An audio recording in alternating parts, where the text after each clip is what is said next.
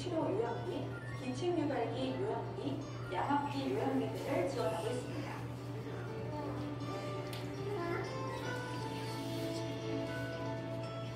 장애인 보조기기는 등록장애인을 대상으로 전동 휠체어, 의지 보조기, 보청기, 전동 스쿠터 등 88개 품목의 보조기기를 지원하는 제도로 지원 절차는 다음과 같습니다.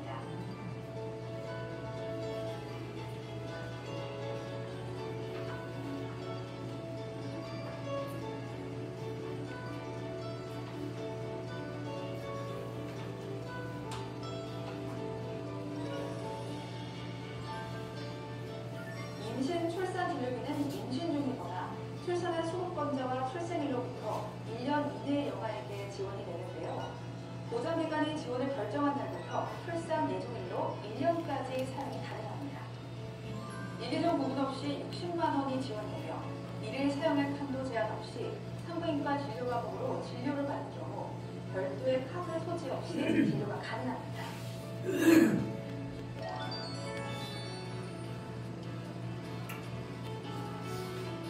의료급여제도에서는 치아 관련 지원도 시행하고 있는데요. 어르신을 대상으로 하는 노인플리와 치과 임플란트, 성인을 대상으로 하는 치석 제거와 구순고결 환자를 위한 치과 교정 및 악정형 치료 지원이 있습니다. 만 65세 이상 의료급여 수급권자를 대상으로 치과 병의원에서 틀니 등록 신청서를 발급받아 시군구 또는 읍면동에 방문 제출하시거나 치과 병의원에서 국민건강보험공단에 전산 등록 전송, 보장기관 승인을 거쳐 틀니 시술을 받으실 수 있습니다. 틀니 시술은 7년에 1회 지원되며 1종 수급권자는 5%를, 2종 수급권자는 15%를 본인이 부담합니다.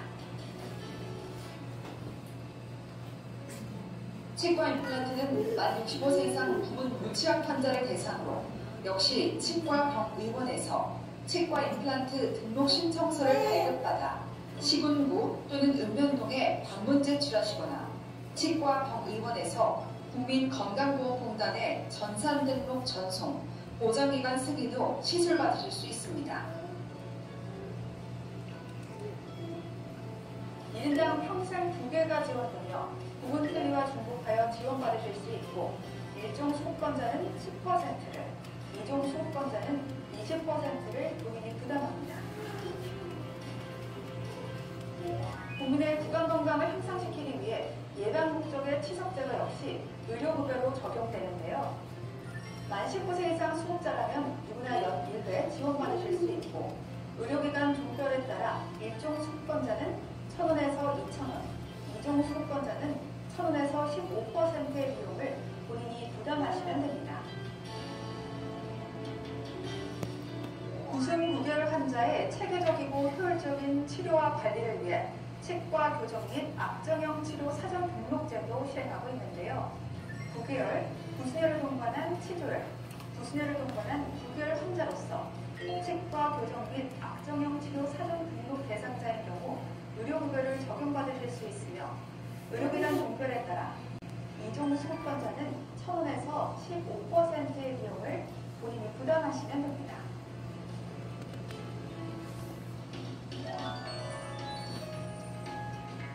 이번에는 의료급여 이용 시 유의사항에 대해 살펴보도록 하겠습니다. 의료급여는 질환별로 사용할 수 있는 상한일수가 있습니다.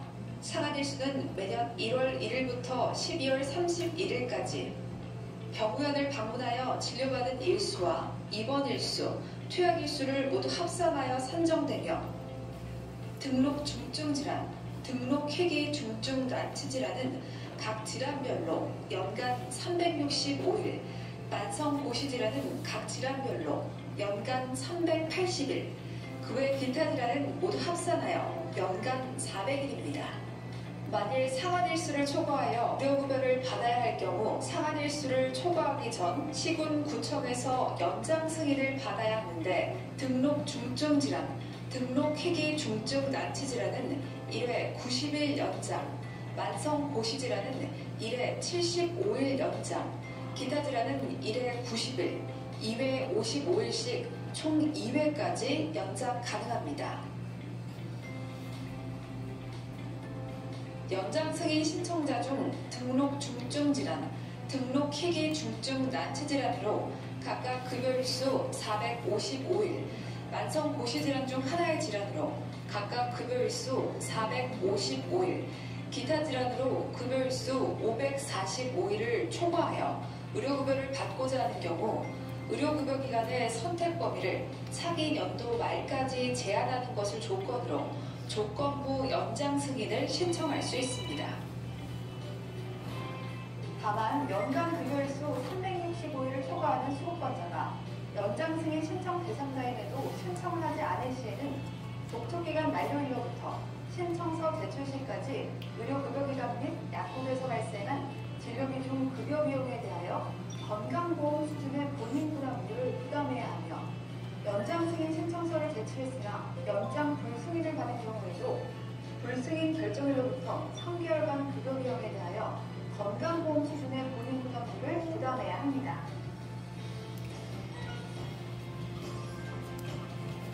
선택 의료급여기관 제도는 여러 의료급여기관 이용에 따른 병용분기 및 중복 투약으로 인한 발생 가능성이 높은 조건부 연장 승인 대상자에 한해 본인이 선택한 1개에서 2개의 의료급여기관을 차기 연도 말까지 이용하도록 하는 제도입니다. 선택 의료급여기관은 제1차 의료급여기관 중 한 곳을 선정하는 것이 원칙이며 복합질환으로 6개월 이상 진료가 필요하다는 진단서 또는 소견서 첨부 시 추가 선택병원 지정이 가능합니다. 또한 선택 의료급여기관의 다른 의료급여기관에서 진료가 필요한 경우 선택 의료급여기관에서 의료급여 의뢰서를 발급받아 이용해야 합니다. 의료급여제도에서는 동일 상명도 여러 의료급여기관을 다니며 동일 성분 의약품을 중복 투약하는 것을 방지하기 위해 동일 성분 의약품 중복 투약자 관리를 하고 있는데요. 중복 투약 관리 기준은 2 이상의 의료급여기관을 방문하여 동일한 상명으로 동일 성분 의약품을 6개월 동안 215일 이상 처방 조제받은 경우입니다.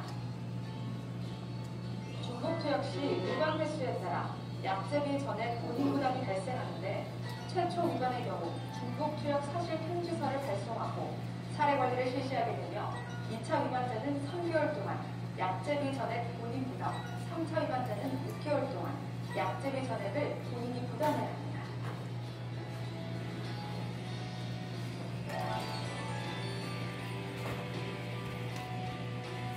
국민의 도세로 운영되는 의료급여 제도의 건전한 관리와 수급권자의 권익보호, 올바른 진료비 청구를 위해 시행하는 의료급여 부담 청구 신고 및 신고 포상금 제도, 내역과 다른 경우 신고를 통해 의료급여 기관에서 본인 부담 청구한 사실이 확인된 경우 일정 금액을 포상금으로 지급하는 제도로 주소지 관할 보장기관에 신고하시면 됩니다.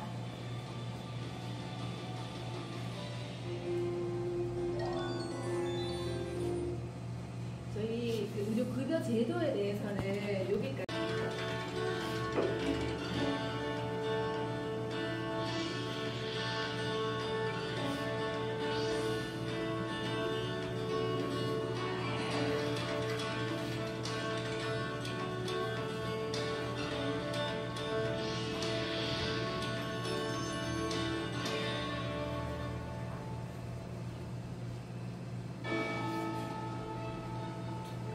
안녕하세요. 올바른 약 복용 방법에 대해 함께 알아볼 아나운서 김민희입니다. 약은 같은 약이라도 건강의 상태에 따라 또 몸의 체질에 따라 약이 되기도 하지만 때로는 독이 되기도 합니다. 또 좋은 약이라도 용량을 잘못 먹거나 복용법이 틀리면 건강을 위협받기도 하죠. 약, 하루에 얼마나 드세요? 보건복지부에서 발표한 2017년 노인 실태조사 결과에 따르면 65세 이상 노인의 89.5%가 의사의 진단을 받은 만성 질환을 가지고 있으며 3개 이상 만성 질환 보유자는 51%로 10년 전보다 20% 이상 증가하며 약 복용량도 늘어날 것으로 예상됩니다. 약, 얼마나 알고 드시나요? 많은 노인들이 올바른 복용법을 알지 못해 중국의 약을 처방받아 복용하고 있으며 복용하는 약이 많을수록 약의 부작용 발생 비율도 높아진다고 합니다. 실제로 연령이 높아질수록 간, 신장 기능이 저하돼 약물 분해 능력이 떨어지기 때문에 어르신들의 경우 약에 대해 더 잘 알고 잘 복용해야 하는데요. 건강한 삶을 위해 꼭 필요한 상식. 지금부터 올바른 약 복용법에 대해 함께 알아보겠습니다.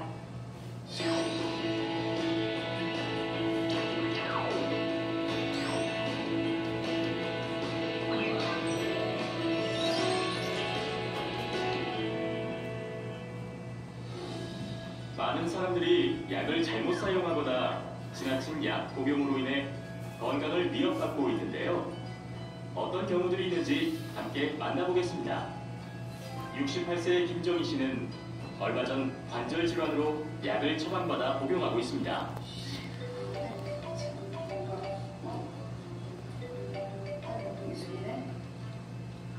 미숙아. 별일 없지. 아유, 근데 지난주에 또 머리가 아파가지고 거기 내고 와. 아이고, 얘야, 일단 끊어봐봐. 엄마 약 먹을 시간이다. 이따 엄마가 전화할게.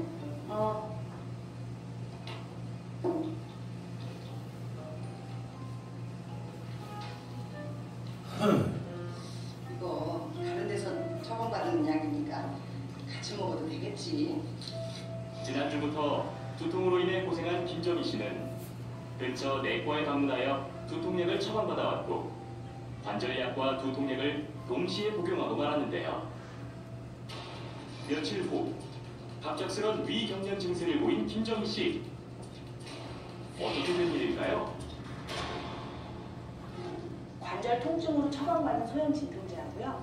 두통으로 처방받은 소형 진통제가 성분이 유사하여서 부작용이 나타난 사례입니다. 진통제를 중복, 과다 복용하시게 되면 위장장애나 위출혈, 부종, 간이나 심장에 무리가 가서 부작용에 노출될 수 있습니다. 여러 병 의원에서 진료를 받을 때 또는 약국에서 일반 약을 추가로 구입할 때도 기존 병약이나 현재 복용하고 있는 다른 약에 대해 미리 알려주고 의사나 약사는 의약품 안전사용 서비스를 통해 중복 처방을 피하는 것이 중요합니다. 약사에게 전달받은 올바른 복용법은 개인 약 수첩에 적어 약을 먹을 때 확인하고 꼭 지킵니다. 건강보험심사평가원 홈페이지나 모바일 앱을 통해 내가 먹는 약 한눈에 페이지를 활용하시면 도움이 됩니다. 박철환 씨는 평소 고지혈증 약을 복용하고 있는데요. 며칠 전부터 잇몸이 시리고 뜨면서 아프기 시작했습니다.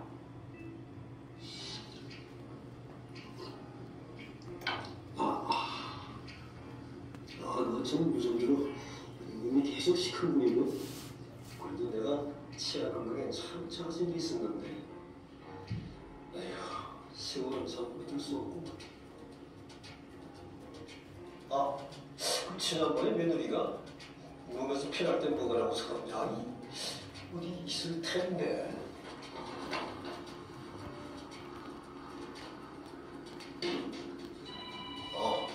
여기 있었군. 맞아. 이거야.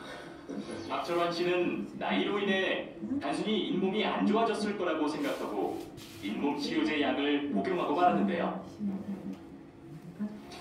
며칠 뒤 약을 먹었는데도 박철환 씨의 잇몸 질환은 여전히 그대로고 약값도 제법 부담스러운데 다른 약을 사러 또 가고 있네요.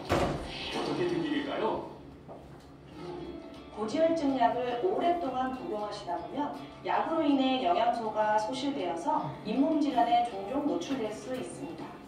그런데 많은 환자분들이 약과 질환의 상관관계를 인지하지 못하시고 이무대로 약품을 구입하여 복용하고 계십니다.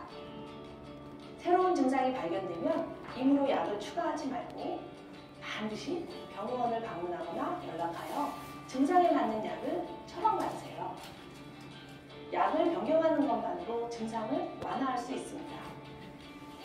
약을 먹은 후 두근거림, 두드러기, 두통, 어지러움 등 작은 증상이라도 간과하지 말고 반드시 의사나 약사와 상담해 주세요. 앞에 보신 사례처럼 약을 잘못 먹거나 약 부작용으로 인해 건강에 위협을 받는 상황들이 많이 벌어지고 있습니다.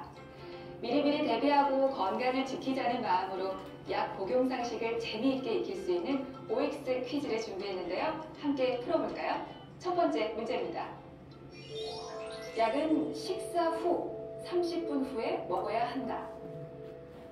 일반적으로 약은 다음에 먹어야 한다고 많이들 알고 계실 텐데요. 과연 정답은 무엇일까요? 정답은 바로 X입니다. 약은 종류에 따라 복용 시간이 다르다고 하는데요. 반드시 약사에게 복용 시간을 확인하고 알람으로 지정해두고 정해진 시간에 드시는 게 좋습니다. 자, 그럼 다음 문제 확인해 볼까요? 파스는 부작용이 없다. 여러분은 파스를 붙일 때 주의사항 잘 읽어보시나요? 저는 가끔 어깨가 뻐근할 때 파스를 이용하는데요. 주의사항은 잘 안 보게 되더라고요. 자, 그럼 정답을 확인해 보겠습니다. 정답은 X입니다. 파스는 15세 미만 소아는 사용을 주의해야 하고 특히 천식이나 기침이 심한 경우 소염 진통제가 함유된 파스를 붙이게 되면 기침을 악화시킬 수 있다고 하니까요. 반드시 유의해 주세요. 다음 문제 확인해 볼까요? 건강 보조식품도 약사와 상담하고 복용해야 한다. 여러분은 평소에 비타민 많이 드시죠? 누구나 손쉽게 구매해 복용하는 비타민과 같은 건강 보조식품은 특별한 전문가 상담 없이 복용할 수 있을 것 같기도 한데요. 정답 확인해 보겠습니다. 네, 정답은 O입니다. 개인의 건강 상태에 따라 건강 보조식품도 부작용이 나타나는 경우가 있습니다. 비타민이나 건강 보조식품도 반드시 약사와 건강 상태나 개인 체질을 상의해 복용하는 게 좋습니다. 자, 다음 문제 확인해 볼게요. 약은 오렌지 주스와 함께 먹는 것이 피로 회복에 좋다. 간혹 비타민C가 풍부하고 피로 회복에 좋다는 생각에 오렌지 주스와 함께 약을 복용하시는 분들이 있는데요. 정답은 X입니다. 혈압약, 알레르기약, 진정제, 그리고 골다공증약은 오렌지 주스와 드시면 안 됩니다. 또 커피, 콜라, 녹차도 약과 함께 먹는 것을 피해주세요. 약은 반드시 충분한 양의 물과 함께 복용하는 것이 가장 좋습니다. 요즘 편의점에서 약들 많이 구매하시죠? 자, 그렇다면 이번 문제 집중해주세요. 편의점에서 파는 약은 부작용이 없는 약들이다. 소화제, 두통약, 해열제 등 많은 약들을 편의점에서 손쉽게 구입할 수 있는데요. 정답 확인해 볼까요? 정답은 X입니다. 술 마신 다음날 머리가 아프다고 편의점에서 쉽게 살 수 있는 아세트아미노펜 성분의 두통약을 먹는 것은 간 독성을 증가하게 해 절대 안 됩니다. 편의점에서 아무리 손쉽게 구입할 수 있는 약이라도 증상에 따라 부작용이 발생할 수 있다는 것을 명심하시고요. 약은 반드시 전문가와 상담하고 복용하는 것이 가장 안전합니다. 다양하게 알아본 올바른 약 복용법. 처방부터 폐기까지. 지금부터 핵심만 정리해서 전해드립니다. 놓치지 마세요. 지켜주세요. 현재 나의 건강 상태와 먹고 있는 약은 반드시 의사나 약사에게 알립니다. 처방전은 약국 제출용과 약 확인이나 이후 약 상담에 필요한 본인 보관용으로 부장을 받습니다. 의약품 안전사용 서비스로 중복되거나 같이 먹으면 안 되는 약을 확인받고 전문가와의 충분한 상담으로 복용 방법을 확인해야 합니다. 약 먹기 전 꼭 확인해주세요. 처방약은 조제 봉투에 내 이름과 조제 날짜를, 일반 약은 효능과 효과 및 용법과 용량, 그리고 사용상 주의사항 및 부작용을 반드시 확인해야 합니다. 약을 먹을 땐 술과 담배는 피하는 것이 좋고 내가 먹던 약을 다른 사람과 나눠 먹는 것은 절대 피해야 합니다. 약 먹을 때 이것만은 꼭 기억하세요. 약은 항상 찾기 쉬운 곳에 두고 알람을 설정해 약마다 다른 복용 시간을 정확히 지키도록 합니다. 약을 먹을 때는 충분한 양의 물과 함께 복용하는 것이 좋습니다.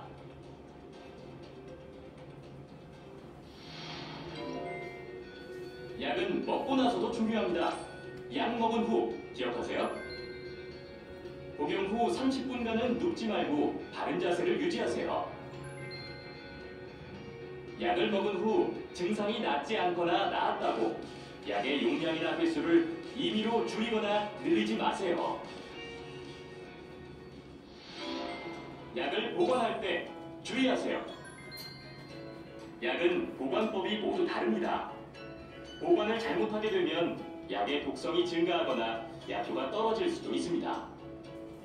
약을 구매 후 보관 시에는 빛을 차단해야 하는 약인지 냉장 보관해야 하는 약인지 보관법을 꼭 확인하여 보관해주세요. 사용하던 약을 다른 약병이나 봉투에 같이 담아두지 마세요.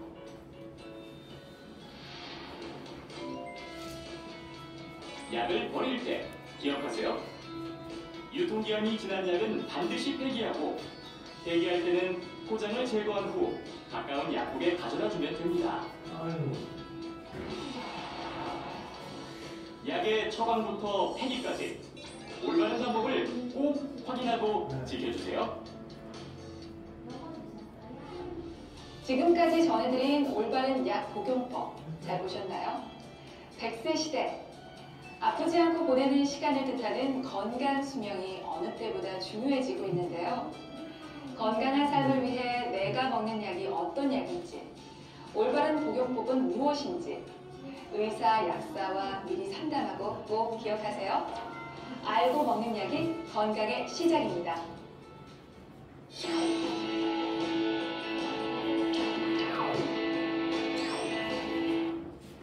이제 저희 그 약물 복용까지